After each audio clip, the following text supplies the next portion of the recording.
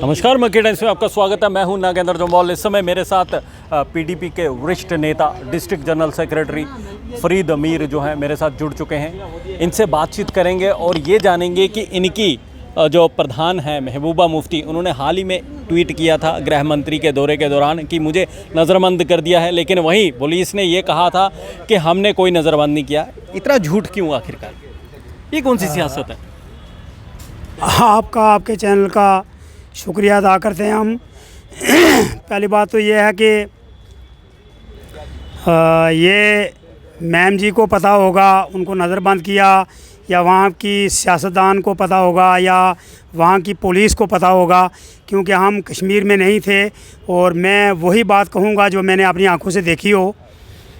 गृह मंत्री श्री अमित शाह जी का जो दौरा था डिस्ट्रिक्ट पुंछ एंड राजौरी का, राजौरी में उन्होंने बहुत बड़ी एक रैली की शक्ल में उनका जलसा हुआ।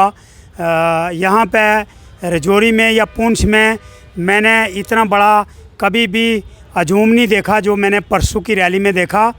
वो ये था कि जनाब, मैं आपके चैनल के माध्यम से एक बात क्लियर करना चाहता हूँ कि हम गवर्नमेंट से पूछ रहे हैं कि आपने क्या किया, लेकिन मैं ये कहता हूँ कि यहाँ 70 साल सियासत, नेशनल कॉन्फ्रेंस कांग्रेस और बीच में हमारी सरकार भी रही, तो आप ये मान के चलिए कि पहाड़ी एसटी को भी इसको भी दूर करके एक छोटी सी बात आप देख लीजिए कि 100 रुपया बेवा औरतों को पेंशन मिलती थी और 6 महीने तक वो दफ्तरों के चक्कर काटती थी, उनको गालियाँ दे देकर 100 रुपया पेंशन उनको देते थे।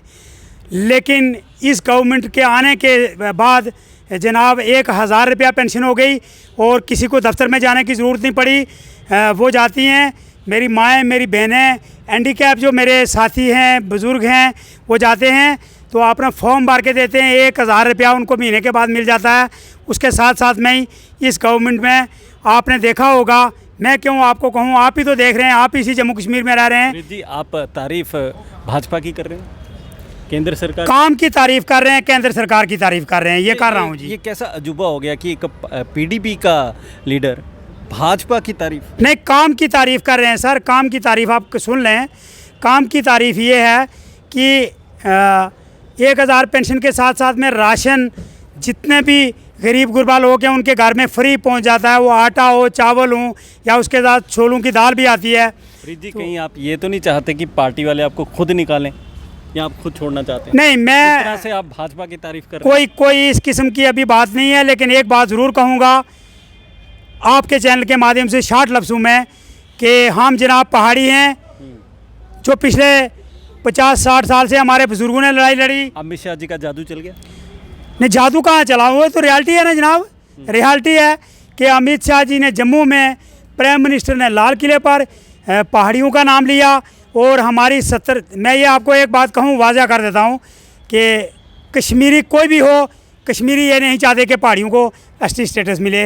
ये खुले लफ्ज़ों में हैं, बड़ी बात बोल रहे हैं। ये बड़ी बात बोल रहा हूँ इसलिए कि गुलाम नबी आज़ाद साहब संसद में रहे। इन्होंने भी माना कि जो कश्मीर के जो लीडरान हैं वो नहीं चाहते कि जो जम्मू के जो टनल के इस साइड वाले लोग हैं उन्हें इंसाफ मिले। गुलाम नबी आज़ाद साहब संसद में रहे, कभी पहाड़ियों की बात नहीं की। उमर अब्दुल्ला साहब, उनके फादर मोहतरम डॉक्टर फारूक अब्दुल्ला साहब, जितने भी लीडर रहे, कभी पहाड़ियों की बात नहीं की। तो पहाड़ियों की बात करने वाली वाहिद ये एक सरकार है, इसका हम लाख लाख बार शुक्रिया अदा करते हैं। हाँ, हमने अगर किसी से कुछ लेके खाया हुआ है। अभी इस इंटरव्यू के बाद मैडम का फ़ोन आएगा तो कैसे फेस करेंगे? नहीं, हम, ये सच्ची बात है, ये तो हमने मैडम के, जब मैम ने पुंछ में एक जलसा किया, मैं उनके साथ था। उस जलसे में मेरी स्पीच में भी ये था कि पहाड़ियों को एसटी दें तो हमारी जान भी कुर्बान हो जाएगी। ये तो हमने जलसे में भी कहा जनाब। सुना था करिश्मा कुदरत का होता है, लेकिन यहाँ पे अजीब ही करिश्मा हो रहा है।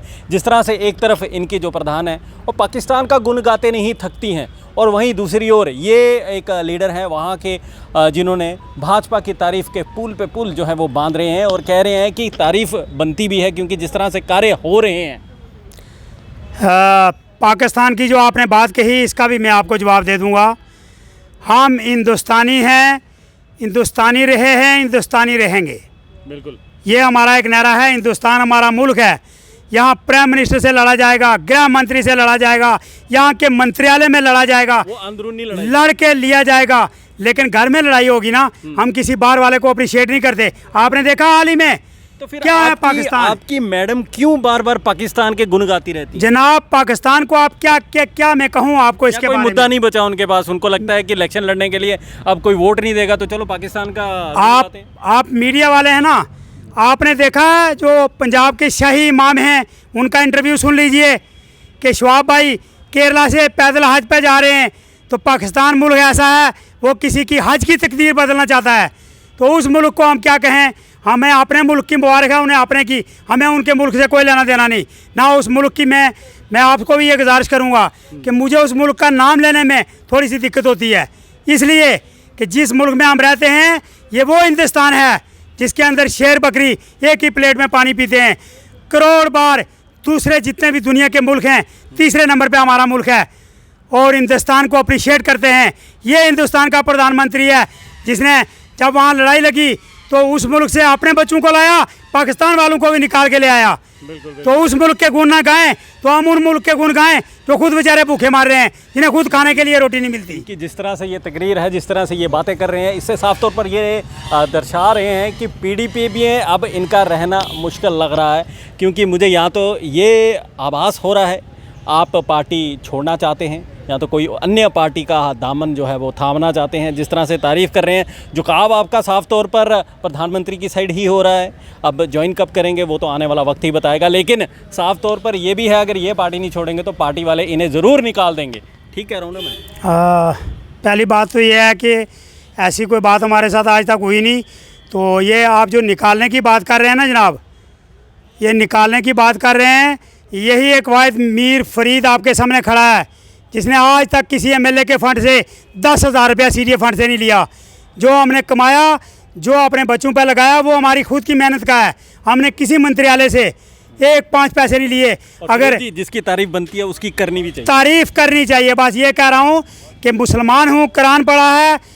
अगर आप अच्छे हैं, आप किसी भिखारी को खाना खिला रहे हैं, आप किसी गरीब की मदद करके उसका पानी का नल लगवा रहे हैं, तो अगर आप मुझे कहेंगे मैं तवी के सेंटर में खड़ा होकर आपकी भी तारीफ़ करूँगा। बिल्कुल बिल्कुल। जिस तरह से इन्होंने कहा है कि तारीफ़ जिसकी बनती है उसकी करनी भी चाहिए। पार्टी चाहे कुछ भी कहे, लेकिन ये अपने स्टैंड पर जो है वो डटे हुए हैं और आने वाले दिनों में अगर भाजपा और भी कार्य अच्छे करती है तो ये तारीफ़ करना जो है उसको भूलेंगे नहीं और तारीफ़ जो है वो करेंगे। फिलहाल मुझे यानी नागेंद्र जम्वाल को इस समय आप फरीद मीर के साथ दीजिए इजाज़त। शुक्रिया।